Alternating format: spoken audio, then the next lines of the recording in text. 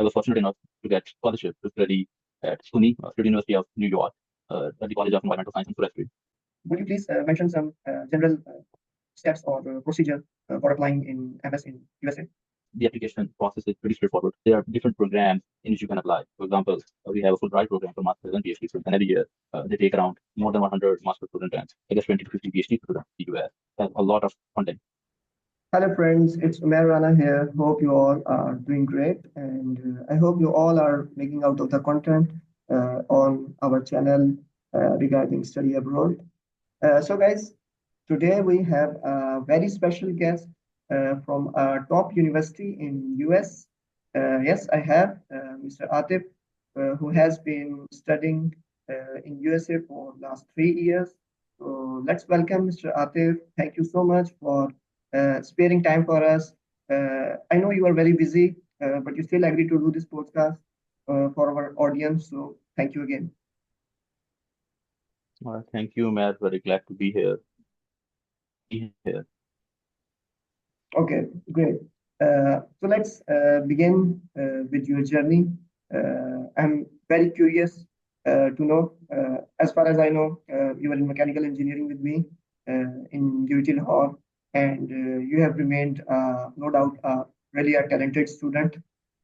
So how did it end in USA? What encourages you to move to US, and how this dream comes true? Well, you are right. UET Lahore during a old good days between 2015 and 19 in mechanical engineering, and USA. I think it was interesting that I got a chance to visit USA in 2018 after I completed my third year in mechanical engineering. So I got into a program which is called SUSI, a study of US Institute for Student Leaders for Pakistan, which is funded by Department of State. And there, that was Okay. in US back in 2018 summer. And after I got here, I really liked being in this state. I had a great time in that summer.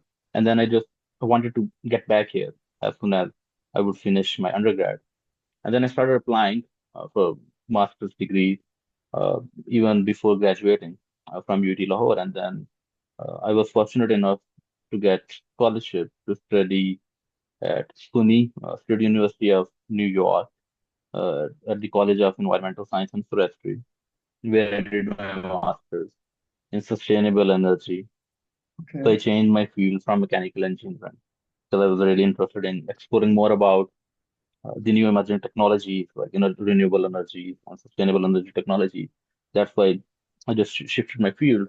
And before I finished my master in New York, I wanted to uh, get back to grad school again, get my PhD, and then I started applying again, and then I had a position in Virginia Tech, which is a very prestigious school in US. It's close to DC, and now I'm here pursuing my PhD in circular economy and sustainability because I wanted to explore more.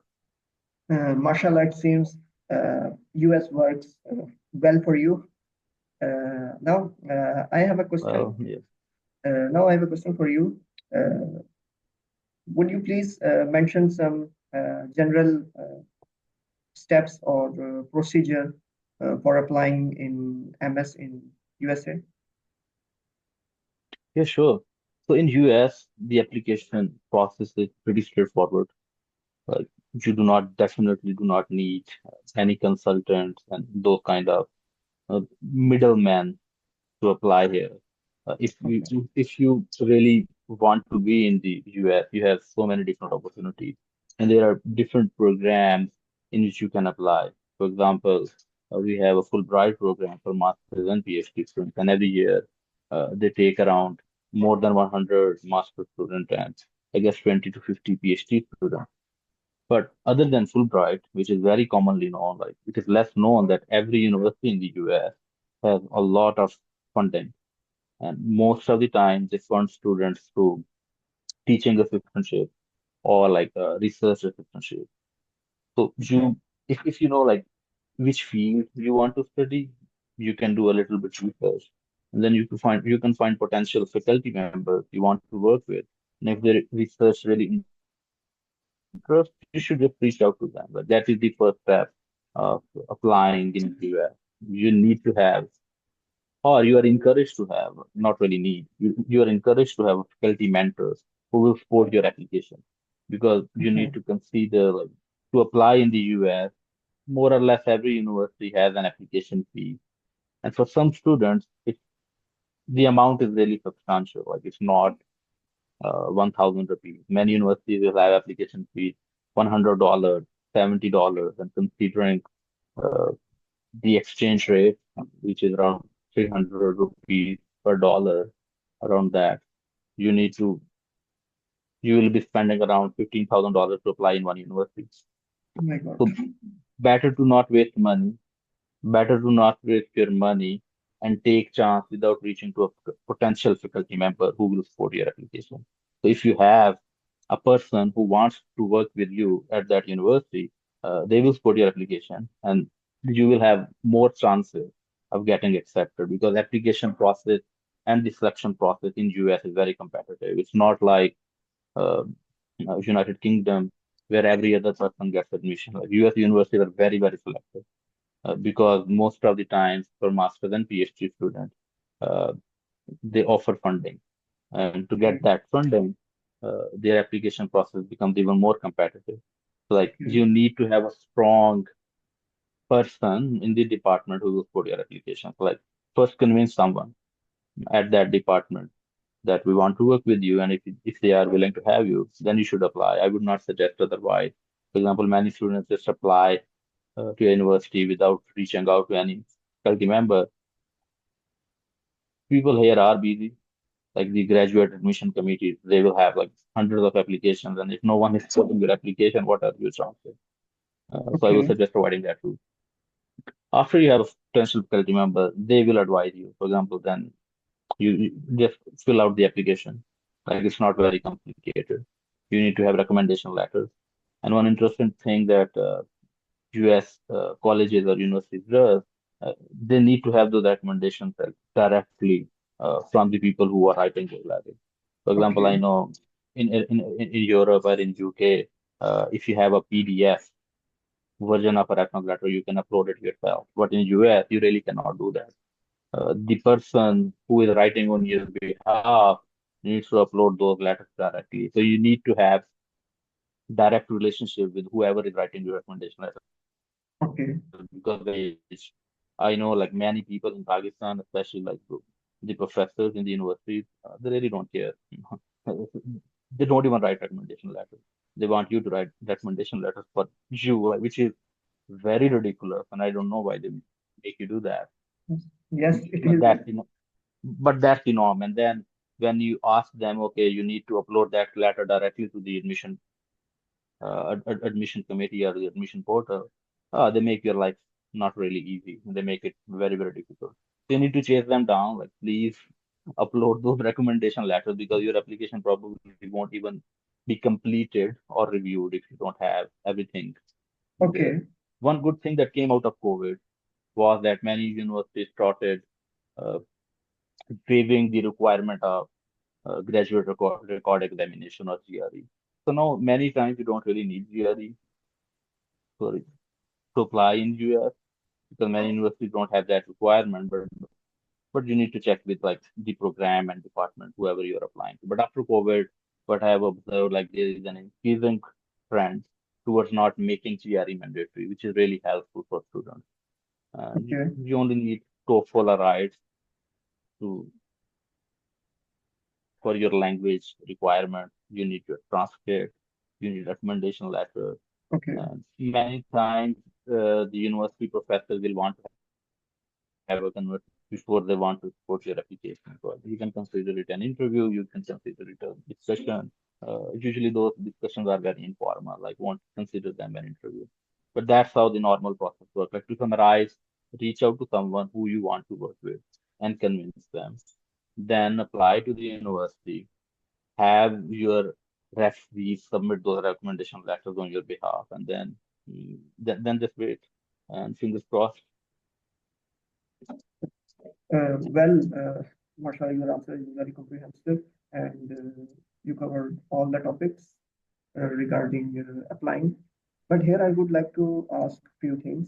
Like, for example, if I'm not wrong, you are saying that you don't need a consultant to apply in US. Rather, the role of the consultant is played by your reference in that US. Am I right? You can say that. So you don't really need consultant to apply to US, or I I'm would say to apply anywhere. actually I'm Because asking it because with my experience in the previous podcast, I realized that there are many countries in which you must have a consultant to apply with your in application. Australia, I know Yes, that in much. Australia and In also in Australia, some other I countries, only you know must of one have a country. consultant. Okay, okay. In US, that is not the case. Okay, Because if you apply through consultant, I am sure your application will not be considered as competitive as you apply independent. Because okay, US culture is very individualistic. Here, people who will take you, even like even if you don't get funding, you want to offer you admission. They want you, they want to understand who you are. They do not want to understand it through the eyes of, of a consultant. Because then in US, I'm sure it will be considered a red flag if you apply through consultant, especially for grad school, because you already have an undergraduate degree.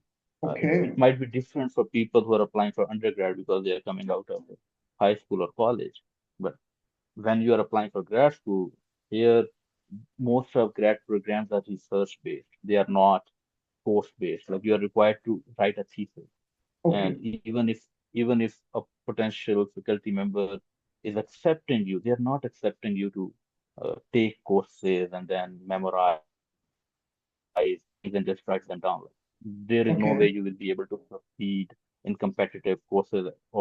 They accept you to do research. And if you are okay, not even able to apply to a program yourself, then what research you will be able to do? So it will be a considered a red flag.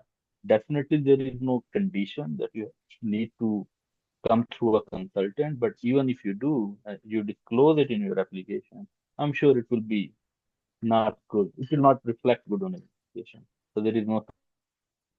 Those consultants, at least in my experience, they are the stupidest people I have ever met. They know nothing about anything. They only take your money and then forget about you.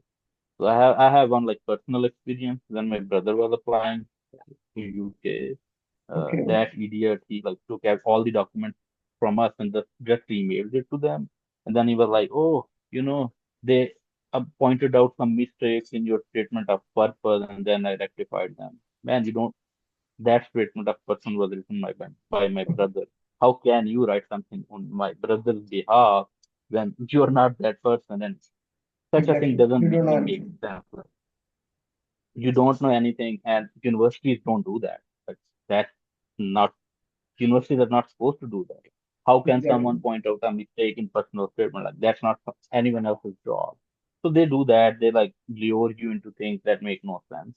They only, I would say, they are vultures who are taking your money. So I would highly suggest against going through consultant.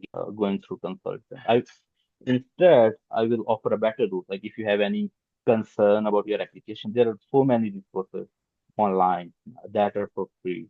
For example, on Exactly. Facebook, I will suggest joining like scholarship network group. Wonderful, Okay. wonderful people Yes, you are right. who have been through this journey like me, like many people from middle class background who have made it to different parts of the world and doing wonderful things. They are there Exactly. to help. And even if they are not there physically or in the real time for you, you can literally search anything in that group and you will find someone who was once in your situation and now you are that person in their shoes. So you will find so many resources to guide you better Okay. in scholarship network than any consultant because most of those people are literally dumb. Exactly. Well, we have talked about masters and PhD and also about Fulbright scholarship. So here I would like to ask that is there any way uh, to get a scholarship for bachelor's in US? For example, a person did FSC in Pakistan and then he would like to do BS from USA? Is there any way Like on scholarship? for undergrad scholarship, that will be really Yes, difficult. undergrad. Like it is less common because in US, even sorry, domestic US students, it is even rare for them to get a scholarship for undergrad Okay, unless you are very, very, you talented. are one of the brightest. Like you are very, very exceptional because the way US universities work in undergrad, they rely heavily on like money from the students because undergrads don't do research in general, so they Exactly. pay to study. While the case is different for grad students. Grad students do research, which helps the university. So that's why Hmm. they offer funding to students who are working for the university, while that Okay, is not the case for undergrad. It is exactly. very rare to find funding, even for a student who is a US citizen, like who has been studying all his life or her life or their life in US. It is difficult for them, so I will consider it very rare, like if someone from Pakistan or from anywhere else can find funding.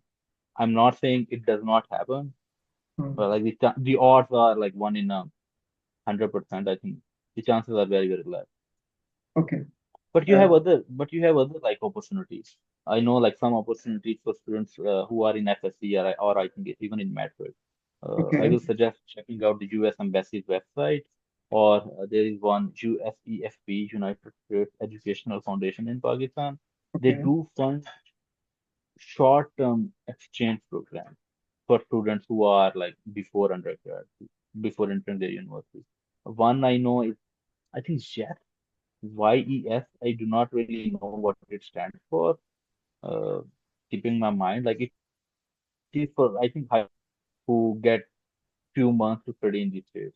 And then one program is specifically for young girls I think who have completed their matrix or FSC.